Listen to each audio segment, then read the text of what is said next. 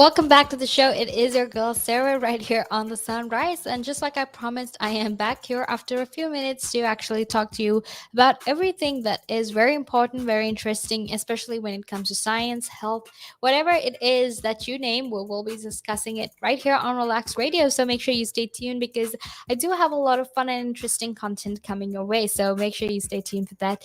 Um, Now, just a very, very quick reminder that we actually talk about a different variety of topics, right? Be it science, health, technology, entertainment, gossip, current affairs, local affairs, international news as well. We have it all here on Relax Radio, okay? So make sure you stay tuned. Now, for you to stay tuned and for you to stay updated, you can actually follow us on our socials, which is Facebook, Instagram, Twitter, and TikTok. And if you follow all of our pages, on all those socials, you can always keep yourself updated and informed about about everything that is currently happening all around the world.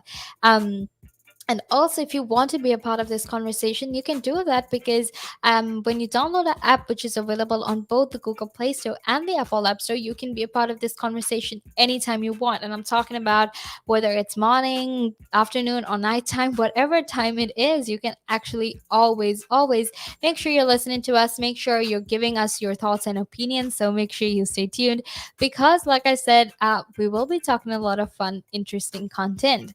Now, if you have any questions, thoughts, and opinions that you would like to share with us, make sure you text me on 078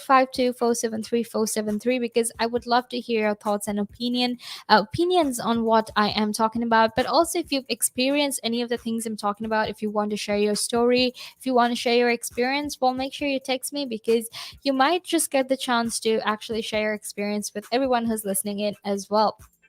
So make sure you do that. But right now, let's actually move on to this conversation about how there is, or rather, study has found that there is a significant increase in women being induced for low risk births. Right now, like I said, this is a very important conversation because this happens quite often in the United Kingdom, but also because there hasn't been enough research done on it. And, this isn't something that this isn't a field where a lot of research has been done. So we right here in the UK, we're not necessarily aware, or we're not really we haven't really focused on um women being induced for low risk births. And because of that, that is why we're having this conversation, because it is something that we need to focus on, something that we need to pay attention to as well. So before I get into all these facts and statistics and whatnot, I actually want to share this little story that I found, because things like stories always help us understand certain things better. So the story actually happens in Australia, but obviously I saw the relevance in it because we're talking about low risk, or women being induced for low risk births right here in the United Kingdom as well. And there is in fact a lot of similarities that we can find. So I will be telling you about stories from all over the world. So getting into that story now, Emma is actually this 30-year-old lawyer from Perth. And when she was 30 weeks pregnant with her first child, she was told by her doctor that her baby had a big head. So, because of this, the obstetrician actually told her that this put her at a risk of complications during birth, with the potential for the baby to get stuck in the birth canal if the pregnancy progressed to 40 weeks. So, because of that, she was actually um, advised to get an induction. Now, Emma had actually wanted to go into labor spontaneously, and she felt very pressured into agreeing to have to birth medically induced. Okay, obviously, because when you make up your mind, when you have certain decisions made up about how you want to give birth and things change, it's definitely very hard, because it's giving birth, it's bringing a child into this world, and that takes a lot of effort, it takes a lot of labor, and to put it well, it's actually a labor of love, but it's also very, very painful, right? So, basically, when this whole thing happened, her doctor had actually booked her in for an induction just after she reached the 38-week mark. Now, she said that it wasn't even a discussion. It was just the doctor saying this is what's happening, and she says it's really, really hard to disagree with people, or doctors, or people in positions of authority, and in particular when you're in such a vulnerable position, which is very true, right? Because when you're pregnant, and you have complications, then the truth of the matter is you are in a very vulnerable position. You don't know what to do. You have to sort of rely on what the doctors say, and you don't really have another choice than to just listen to what the doctors are saying as well. So it makes you very, very vulnerable, but also, it almost makes you feel like you don't have a choice. And the truth is sometimes you don't, because if you're talking about getting complications during birth, then chances are, you have to listen to what the doctor says, because ultimately the doctor does know what is best for you. Now, this is what you said, and this is what you felt as well. But to talk a little bit about inductions, now, inductions are much more painful than natural labor, and the birth was actually a very, very traumatic experience for her. And after the labor failed to progress for several hours, her baby actually appeared to be in medical distress, and she was taken into a theater for an emergency cesarean section. So her son was born at 3.8 kilograms, which is slightly above average weight, but the baby was still healthy. So to get into a little bit about induction, what induction is and how it happens, an induction of labor occurs either surgically or with occurs either surgically or with prescribed medication, as opposed to it spontaneously. So because of that, inductions are often medically necessary, most commonly when the baby is overdue beyond 40 weeks, but also for women with underlying medical conditions such as diabetes. So obviously, when it comes to this, there is in fact a lot of there is in fact a lot of complications. There is in fact a lot of things that need to be considered when women are going through inductions, when women have to go through these inductions as well. And given the fact that we actually also need to focus about inductions that happen in the United Kingdom, it is in fact something that we need to put a lot of research. We need to make sure we put in a lot of effort to as well, to make sure that when it comes to pregnancies, when it comes to giving birth, that both the mother and the baby are safe. Because like I said, it is in fact very painful. It is in fact it's very painful, and it takes a lot of effort. And it's not the easiest thing in the world to actually bring children into this world. So this is why I said I'll start with a story, because it actually helps us to understand this situation much, much better.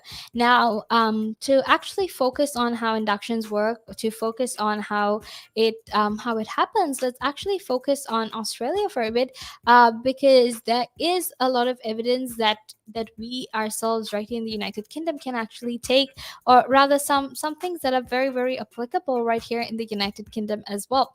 So there was a new study of births that was done in New South Wales between 2001 and 2016, and it had found that there was a significant rise in the number of women being induced for low risk births. Now, this was actually also because there was no apparent medical reason. So, the fact of the matter is sometimes you can, like I said earlier, a lot of inductions happen when there's a risk of something happening to the mother, when the mother has underlying medical conditions such as diabetes, and it can eventually involve or eventually result in a lot of health complications for the mother.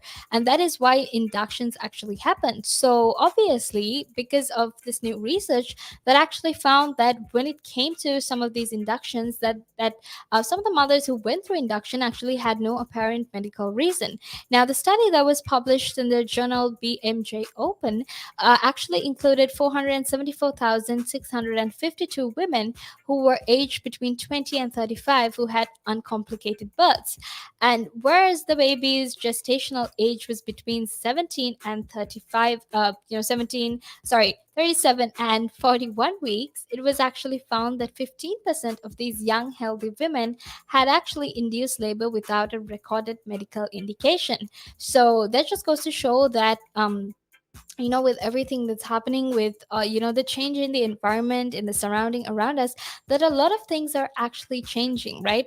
So make sure that let's keep continuing this conversation. If you have any thoughts, any opinions that you would like to share with us, well, make sure you text me on 07852473473. But right now, let's actually head into a small break, because I have a lot more to talk to you about,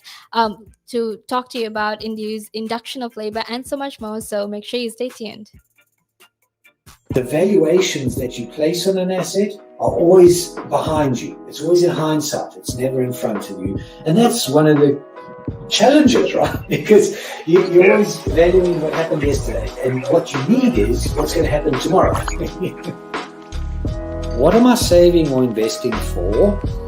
Why am I doing it? When will I need the money? And how much money do I need? Yeah. So that's quite important, because when you're looking at your net worth, you got to start with saying, well, what do I want my net worth to be, so that there's a goal, and then work backwards. How do I get there? And if I can start with £50 or $50 a week, if I save that every week, and you can go online and use calculators online. I don't have to teach you the maths behind it, but you can say, okay, and if I get a 3% return and I put this away for how long will it take to reach my goal? And that's called just this basic cash flow projection calculations. And it's what we use in financial planning all the time. What we say to clients is we say, okay, what is your goal? What is your objective? Where do you want to go to? And we discuss that in a lot of detail and over most of the meeting. And then the rest of it is saying, okay, in your exact circumstances, with your risk profile, with how you feel about investments and pensions and taxes and where you are and who you work with, and your education level or your lack of education or how involved you want to be. There's a lot of variables that we take into account, and then we say, okay, here's a plan. You start like this, that's great. And then we review it all the time. And we say, okay, we need to increase it, we're on track, we're not, this is what is happening. Because remember, when you're dealing with assets, the valuations that you place on an asset are always behind you. It's always in hindsight. It's never in front of you. And that's one of the challenges, right? Because you're always valuing what happened yesterday, and what you need is what's going to happen tomorrow. So that's a struggle. Yeah. So there are strategies everywhere from £50 a week up to £100 million, and they're different. Right? They range differently from everyone, but and from country to country, to be fair. Different countries have different tax laws, so different vehicles. But from your point of view, at the sort of normal end, I'm not going to call it the low end because I'm in that boat as well. It's as tax efficient as you can get it. That's where you start. You use all the tax efficiencies, and then you step up into different things.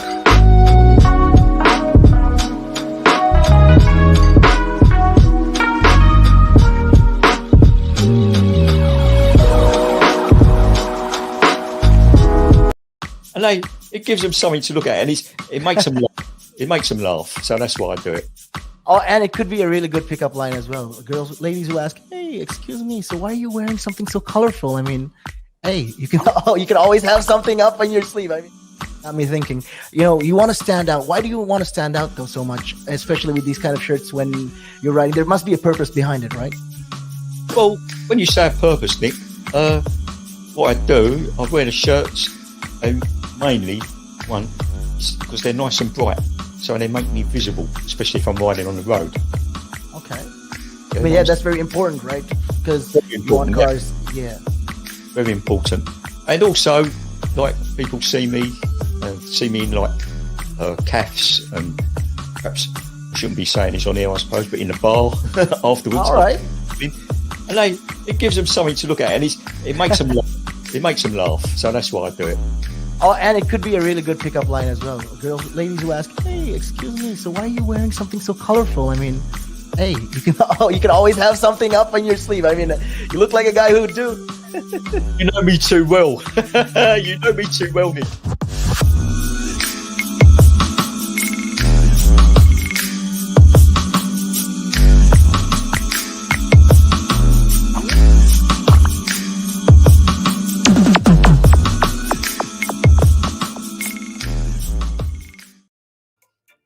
Welcome back to the show. It is your girl Sarah right here on Relax Radio. Now I'm super excited to be here and educate all of you. And make sure everyone here listening is informed and aware of everything that is happening all around the world as well. So super excited to be here. Now, like I said, you can follow us on our socials, which is Facebook, Twitter, Instagram, and TikTok, where you can find all of our content, and you can always find out about everything we're talking and keep yourself updated, keep yourself informed as well. So make sure you go do that, because that way you can always be a part of this conversation. Now, something else that you can do is also to download our apps, which is available on both the Google Play Store and the Apple App Store as well, because that's definitely going to, help you be a part of whatever we're talking about any time of the day, because our Relax Radio is, we work 24 hours a day. So make sure you download that app, because definitely it is definitely going to help you.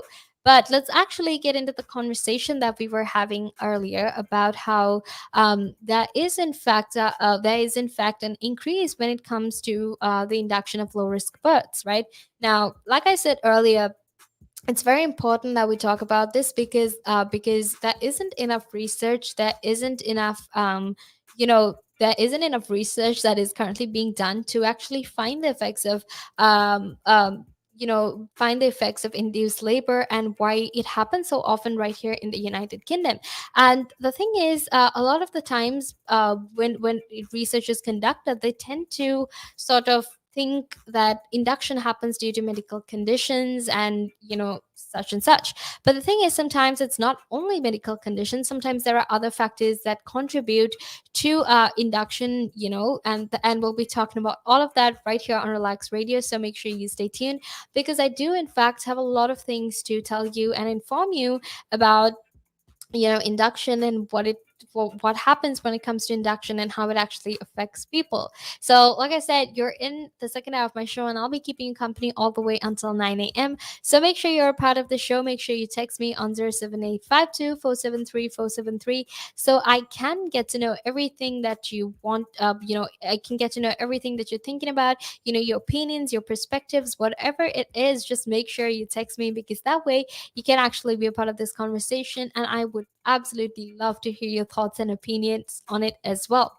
Now, like I said, we were actually, focusing on some statistics from Australia, because to sort of compare and contrast the situation in the United Kingdom and in other countries, right? Now, like I said earlier, it's actually found that 15% of these young healthy women had an induced labor without a recorded medical condition. So this seems to be one of the biggest problems right now, because a lot of women without medical conditions, without underlying medical conditions, are actually being induced for labor. And these are women with low risk births as well. So then obviously then we have a lot of questions as to why it's happening. Why is there such a significant increase, and what can we actually do to change that and make sure that the situation gets better for all these women out there as well? Because like I said, induction is very, very painful, where you sort of medically induce your body to deliver the baby. So sometimes things can get complicated, and it can in fact involve in a C-section operation, which has been happening as well. So we'll be talking about all of that, so make sure you stay tuned. But to get back to that conversation, now the study also found far higher rates of medical intervention for new mothers who were induced, and this was actually listed as a risk of induction. Now, 71% of them had epidurals compared to 41% who were not induced.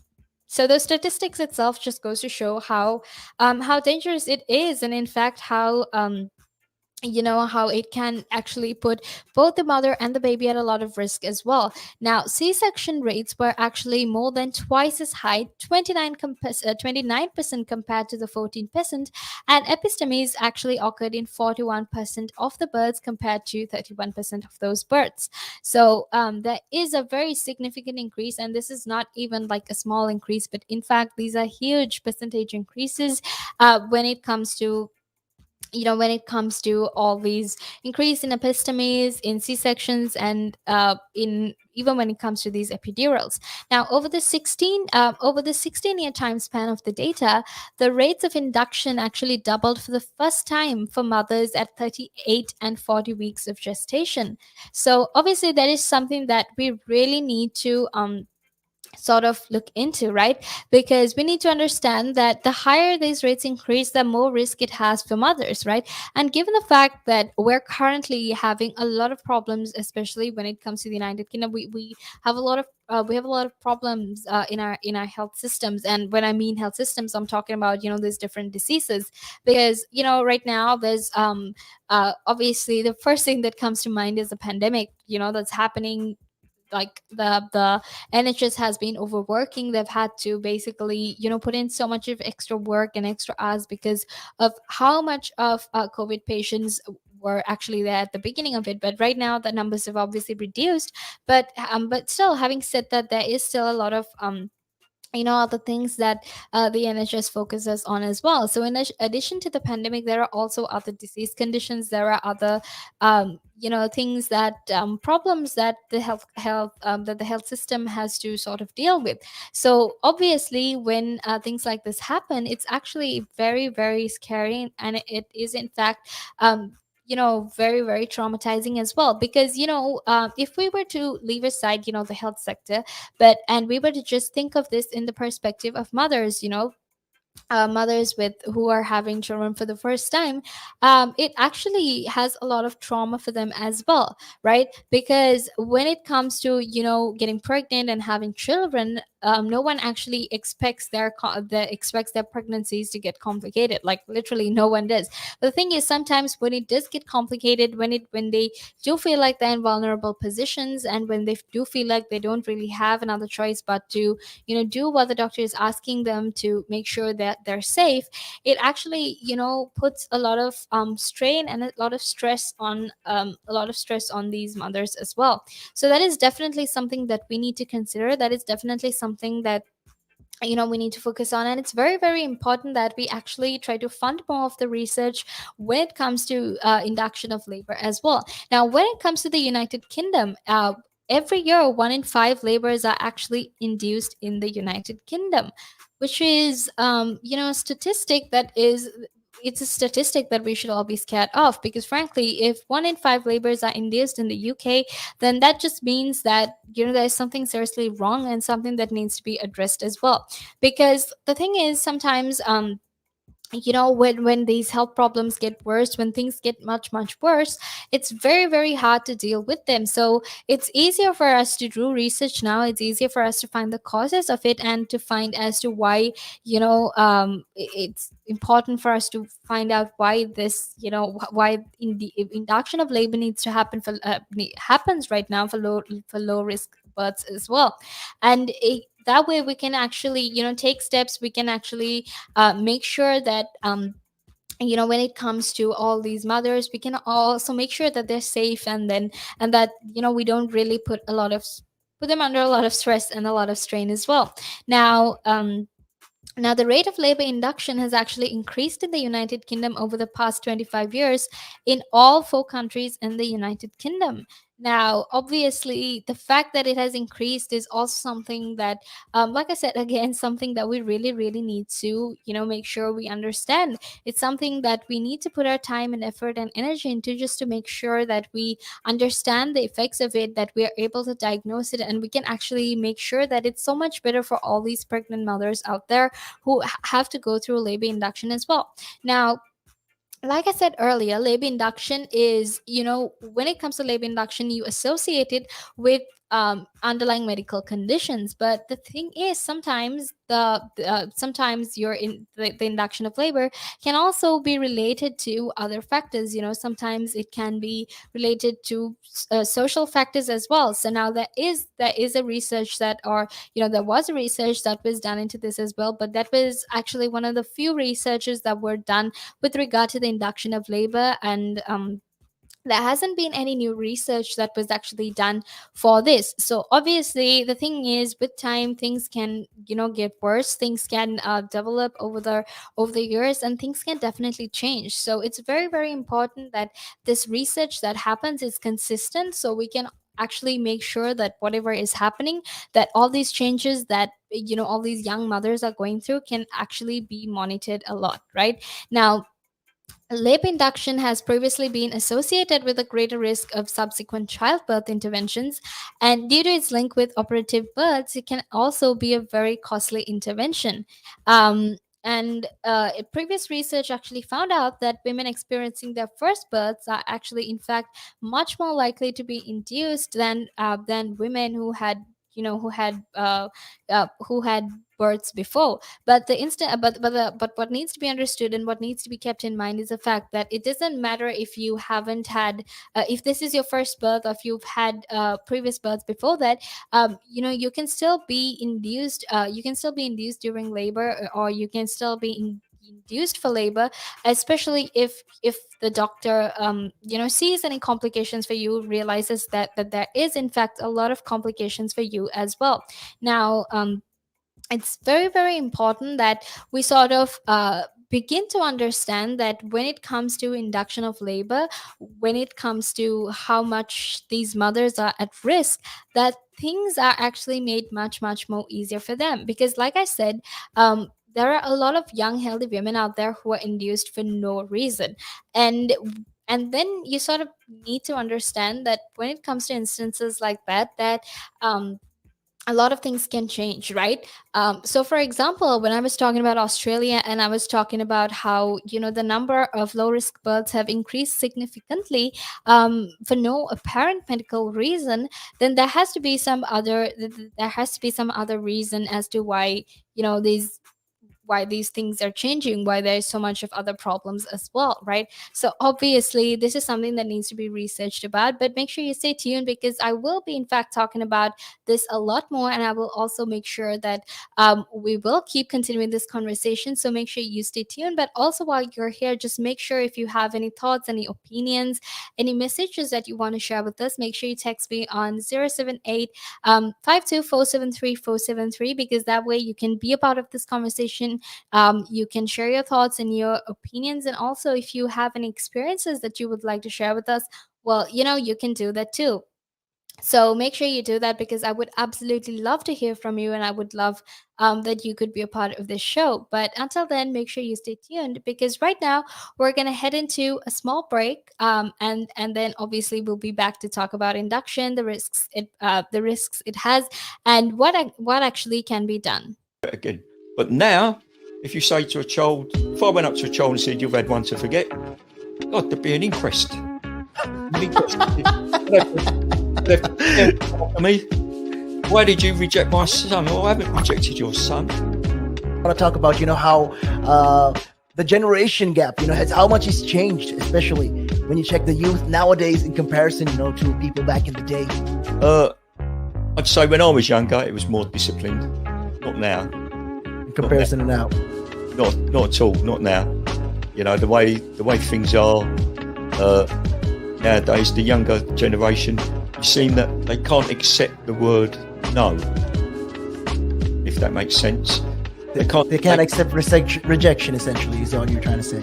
Yeah, they can't accept the word no. So if you, how did I do? Or you didn't do very well, and they get upset. And when I was a youngster, my father used to say to me, because I used to be sport mad when I was very young. Well, I still am sport mad, but like participating in different sports. And if I had a bad game, for example, I'd say to me, "You had one to forget." That's it. Your dad sounds like a smart guy. I mean, yeah, that's the real fact of the matter, yeah. He'd say to me, "You had one to forget. Get over it." And that was it. So I dust myself down and do it again. But now, if you say to a child, if I went up to a child and said, "You've had one to forget," God, there'd be an inquest.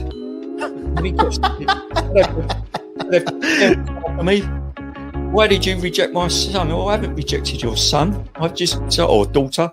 I've just told them that they need to buck their ideas up.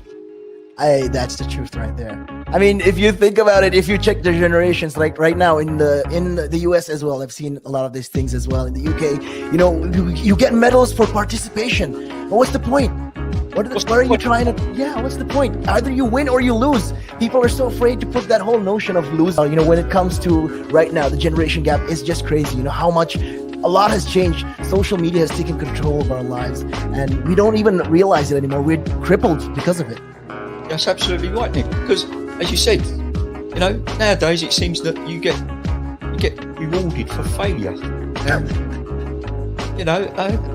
For the life of me, Nick, I can't get my head around that. Perhaps I'm just getting old and morbid. I don't know. I just can't get my head around how you could be rewarded for failure.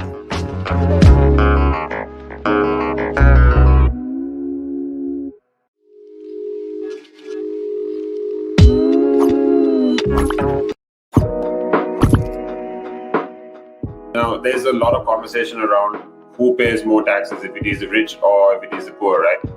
But when you are basically going out and during a day, you go to a restaurant, you have to pay taxes there. You buy a car, you have to pay taxes there. So why is it even a conversation that, the rich pay less taxes or the poor pay more taxes? Why is it a conversation like that? Because it's true, the rich generally pay less tax. A rich person walks into a Tesco's or a Sainsbury's, they're not going to get a different bill than another person, right? They're still going to pay the same VAT on those goods, they're still going to pay the same thing. So that's all the same. However, the differences come in if you can pay yourself from your own company, you can structure it in a way that you pay less income tax through paying a bit of salary, paying dividends and so forth, and then also deferring income. Also, your pension payments or contributions can be different.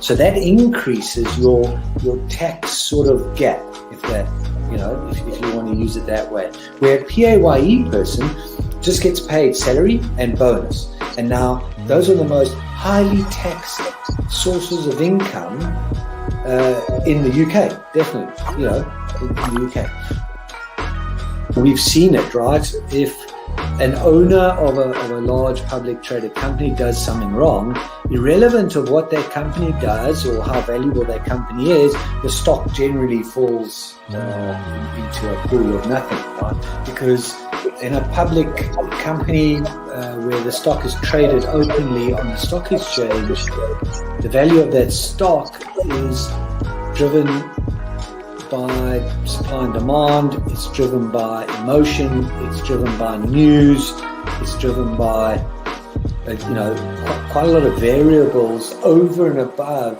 the actual accounting or total net worth of that company.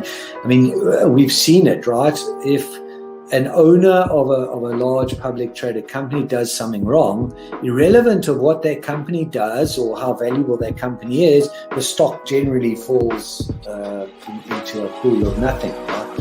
And the company may still have value, it may still be doing quite a good thing.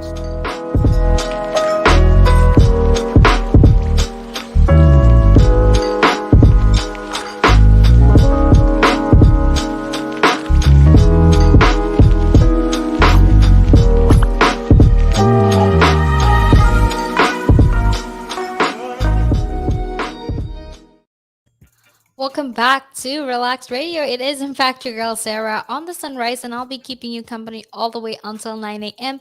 because I do, in fact, have a lot of interesting conversation for you about everything that is currently happening in the United Kingdom. But today we're focusing on health, especially when it comes to women's health, especially when it comes to pregnancy and pregnant mothers. So we're talking about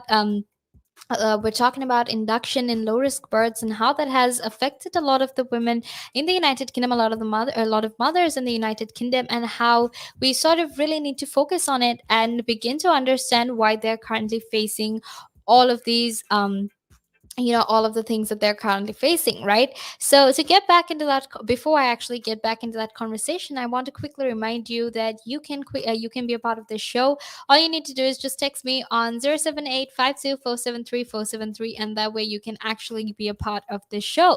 And while you're at it, also make sure to go follow our socials, which is Facebook, Instagram, Twitter, and TikTok. And that way you can always make sure you're informed and entertained about everything that we do and everything we're talking about as well. So make sure you do that. But just another quick reminder to text me on 07852473473 to be a part of this conversation, to tell me your opinion, your thoughts, because I would love to hear your opinion on it as well. And also, if there are any things, any experiences you want to share with us, well, make sure you text me, because we can actually make sure that you are a part of this conversation. So, going back to induction in the United Kingdom, going back to how it has risen significantly over the past 25 years. Now, I said that 1 in 5 labors are actually, in fact, induced in the United Kingdom. Now, and I also said that it has significantly increased in the past 25 years, and a lot of mothers out there are having a lot of risk when it comes to the induction of birth, especially if they have had no previous children. If this is the first childbirth they're going through, then chances are they would probably have to go through an induction. Right now, like I said, past research on indicators of labor induction has actually tended to focus on medical risk factors such as the woman's age, the presence of diabetes or hypertension, or even the infant's birth weight and gestational age. But Humphrey and Tucker is actually one of the few studies that's based in the United Kingdom that has examined social indications of induction, where they have utilized data from the University Hospital in Aberdeen, Scotland. Right now, they found actually that while medical risk factors such as the maternal age, the parity, and the body mass index, and a woman's area of residence in Aberdeen were actually associated with labor induction, things like marital status and social class were not. So, a high percentage of women with no previous births were actually induced, which was 36.4%. And in comparison and that was obviously in comparison to the women who had previous births, which were 27.2%. Now, what we need to understand is, in our current developed society, we are in fact extremely fortunate to have advanced medicine at our fingertips, right? Because, things have evolved so much, technology has evolved so much, and we've developed so much as well, that we're very, very fortunate that we have such advanced medicine right at our fingertips.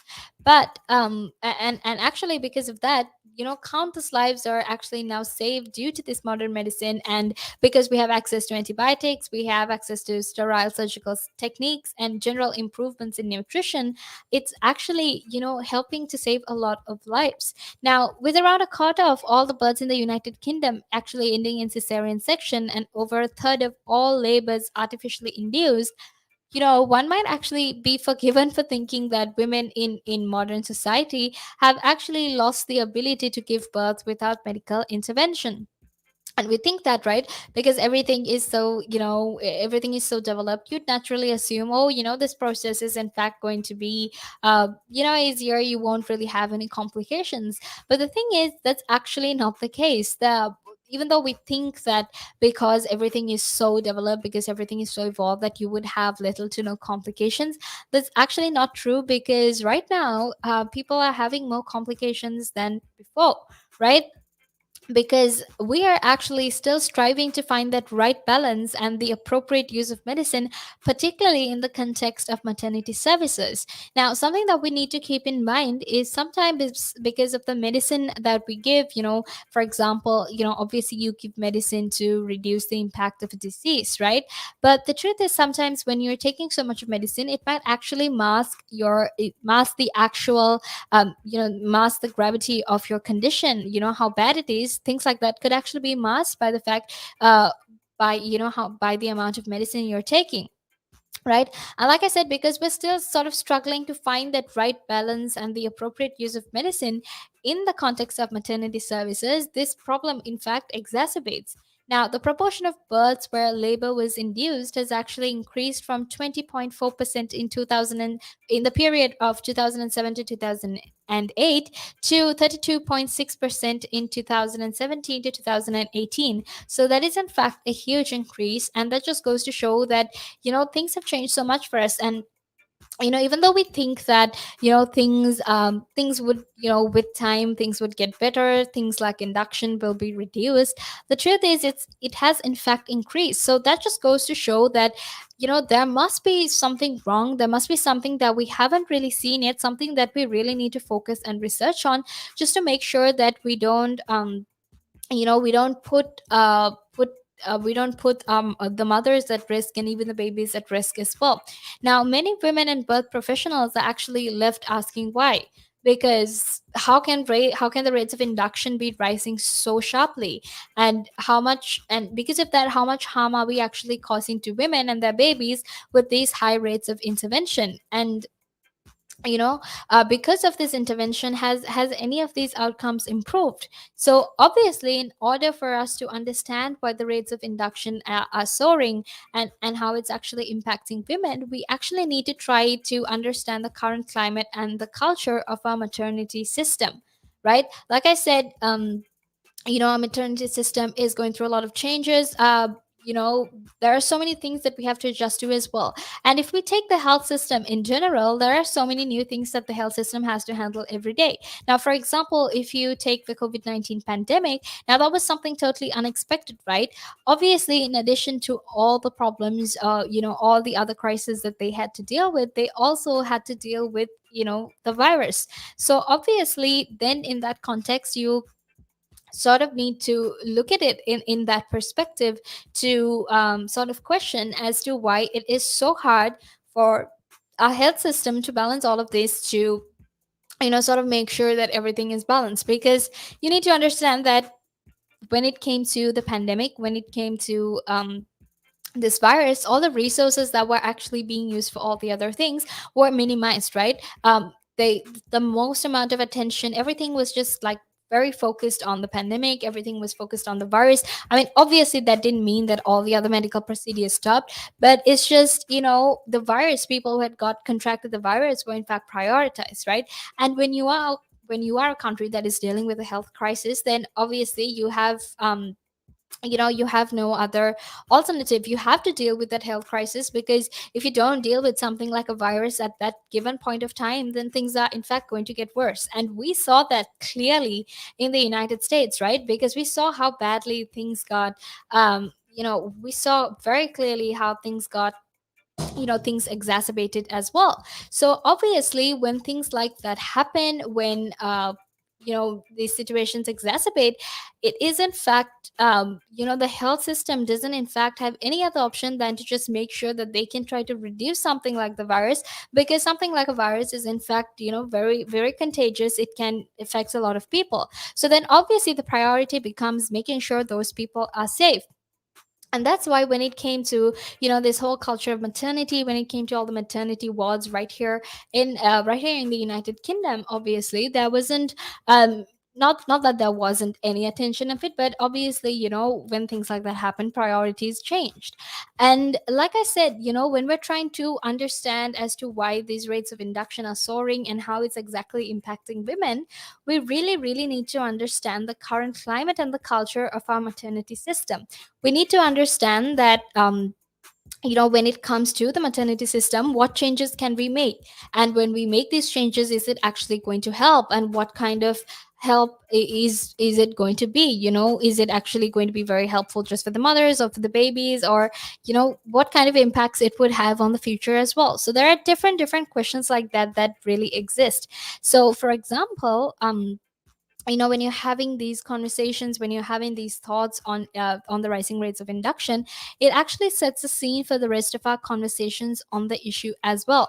Now, this is why it's important, because when we're talking about it, when we're discussing it, it also helps a lot of these other women who went through inductions to come and tell the story. And in that way, you can actually try to find ways to actually help people who have been through induction, to help people who are going through induction as well. And like I said, it's also very, very important to put ourselves in the position of the healthcare providers and to understand what pressures they're under. This is what I meant when I was talking about the virus as well, because it's very easy to blame the health sector for everything that goes wrong. But ultimately we need to understand that at the same time they have to deal with so many different diseases, so many different conditions that they have to deal with as well. So when you're sort of, when you're not aware of all these other pressures there, and then when you don't really understand it from their perspective, it's very, very easy to blame them. But we need to understand that when it comes to things like pregnancy, when it comes to things like childbirth, the health sector is doing whatever they can to their best. They're giving their absolute best to make sure that there are safe pregnancies and the mother and the baby are both safe. However, because of induction, because of the rising rates of induction, and because of certain huge changes within the maternity system, obviously things have changed for them as well. Now, when we're having this conversation, when we're trying to put things into perspective, when we're trying to look at these things in the perspective of our healthcare providers, it actually helps us to navigate the current maternity system, and it actually often helps us to provide it much needed context to these very emotive and important conversations and questions as well. So that's why it's very, very important for us to keep all of these things in mind when we're trying to understand the situation, when we're trying to ask funding for this sort of situation, and also to make sure that we have a lot more we have a lot more information, especially when it comes to induction, when it comes to all the risks and issues that are faced by pregnant mothers, right? But we have a lot more to actually continue talking about, so make sure you stay tuned, because right now we're going to head into a small break. But stay tuned, because I will be back to talk about induction. Climb Mount Everest. That is one of that's in my bucket list. You're laughing, but that is the facts right there. I'd love to do that. That is something I'm looking forward to do, hopefully. Climb Everest. Mount Everest. I mean, okay, not the very tip of Mount Everest, maybe the base camp at least. You're talking about mental health. Well, if you went out and got some exercise in the fresh air, that would improve your mental health. It will make you feel better. That's true. That is true.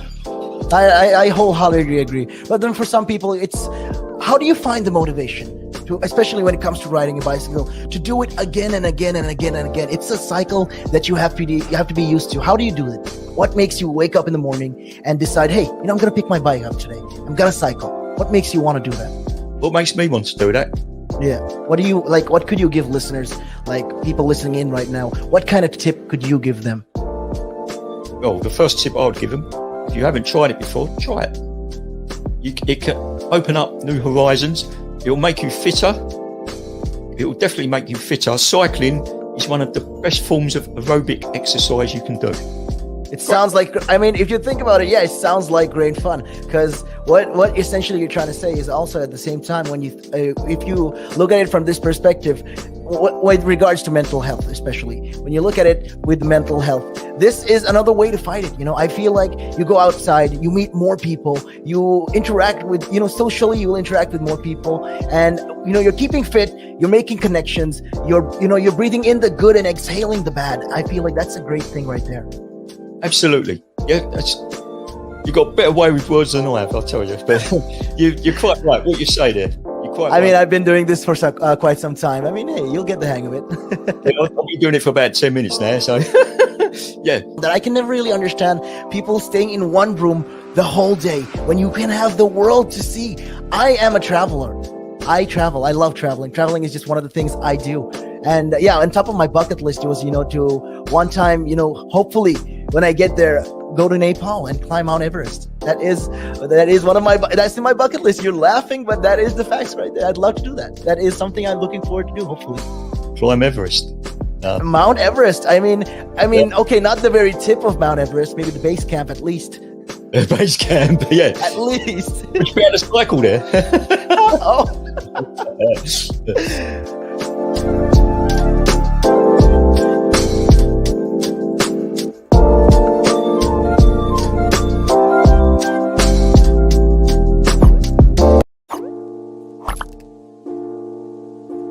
One of the easiest ways to increase your net worth is to ensure that you have higher cash flows. And one of the easiest ways to do that is to not buy things on hire purchase, not buy things over months and months because you can't afford them now, but you want it. It's kind of that delayed gratification. rather than buy that couch, that car, that stereo, that computer, whatever item, and pay it off over 12, 24, 36 months at an interest rate, rather invest that money, make do with what you've got, and then after 12, 24, 36 months, take the money that you've now invested and buy that good. An asset could be anything that appreciates or reduces a tax bill. So it could still be a liability, but it reduces their tax bill. And I'm not going to go into the technicalities because that's out of our remit here.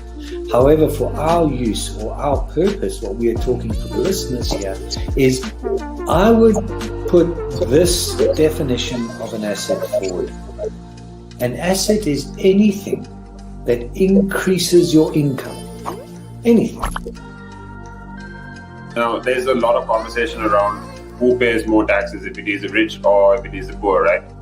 When you are basically going out and during a day, if you go to a restaurant, you have to pay taxes there. If you buy a car, you have to pay taxes there. So why is it even a conversation that, the rich pay less taxes or the poor pay more taxes? Why is it a conversation like that?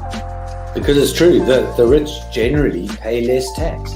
A rich person walks into a Tesco's or a Sainsbury's, they're not going to get a different bill than another person, right? They're still going to pay the same VAT on those goods. They're still going to pay the same thing. So that's all the same. However, the differences come in if you can pay yourself from your own company, you can structure it in a way that you pay less income tax through paying a bit of salary, paying dividends and so forth, and then also deferring income. Also, your pension payments or contributions can be different. So that increases your tax sort of gap, if that, if you want to use it that way. Where a PAYE person just gets paid salary and bonus. And now those are the most highly taxed sources of income in the UK, definitely, in the UK.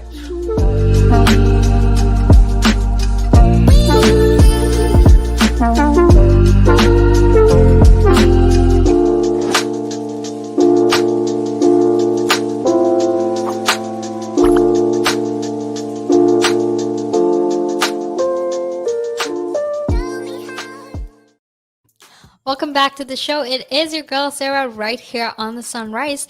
Now, like I said, we were talking about induction when it comes to low risk births and how there has been a significant increase in induction for the past few years. So that's what we're talking about now. I'm very, very excited to be here and share my thoughts and, even these facts about induction and why it is such a huge problem right now. Very interested to be here and talk about it as well. So I would really, really appreciate it and enjoy it if you could text me on 07852473473, because that way you can actually make sure you give your opinions, your thoughts, your your opinions and your thoughts. Even if you have any questions, experiences that you would like to share with us, make sure you text me on 07852473473, because that way you can be a part of this conversation and everyone else who's listening in as well can be a part of this conversation.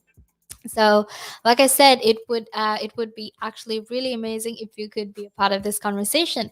Now, while you're at it, also make sure you go follow our socials, which is basically Facebook, Twitter, Instagram, and TikTok.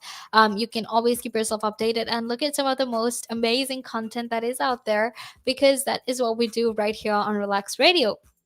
But let's get back into this conversation about induction. Let's get back into why it is, in fact, a very serious issue right now. Now, a midwifery expert actually said that it is, in fact, very worrisome that these babies who come out from induction could potentially have another 3 weeks in the mother's uterus, right? And she says that those 3 weeks in the uterus are actually very, very important, because they miss out in their mother's because those few weeks that they miss out is actually really critical for brain development.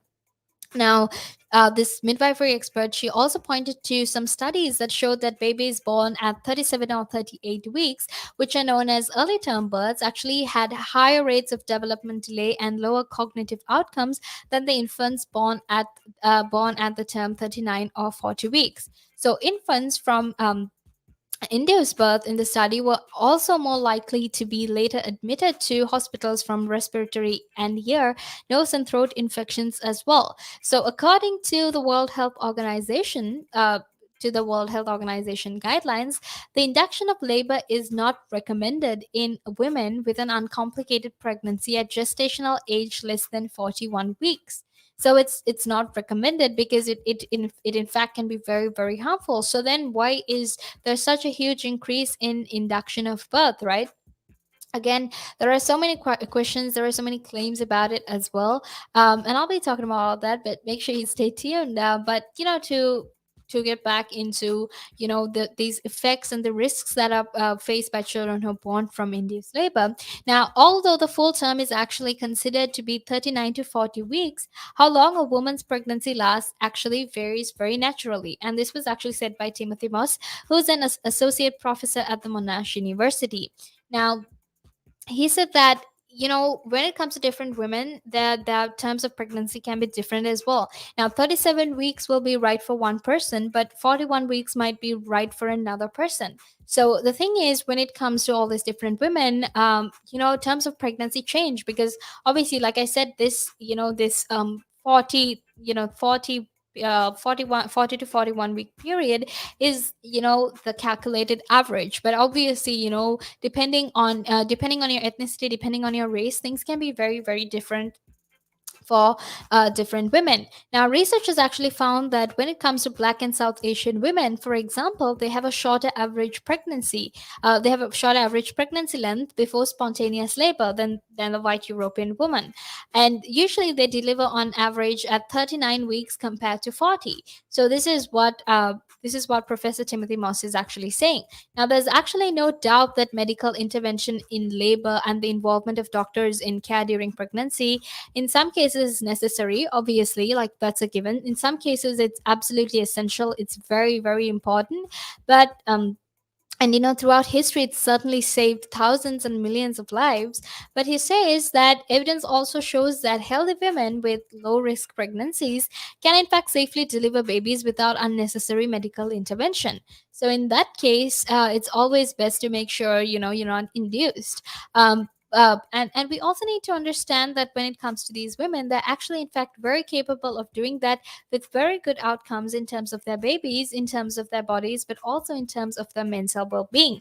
So that is a conversation about the induction of low risk births and how it has significantly increased, and how it's in fact affecting a lot of women, not just in the United Kingdom but also all around the world, like places like Australia. So, like I said, this was a very important conversation to be had. This was, it was definitely thought provoking because it definitely made you question as to why, why it was increasing at such a significant amount, right? So hopefully that helped you be aware of everything that is happening as well. But right now, it's actually time for me to, start talking to you about something else as well. So, which is basically, burnout and how some people actually build much better lives after burnout. So, make sure you stay tuned because I'll be back in a few minutes to talk about people who completely changed their lives after burnout.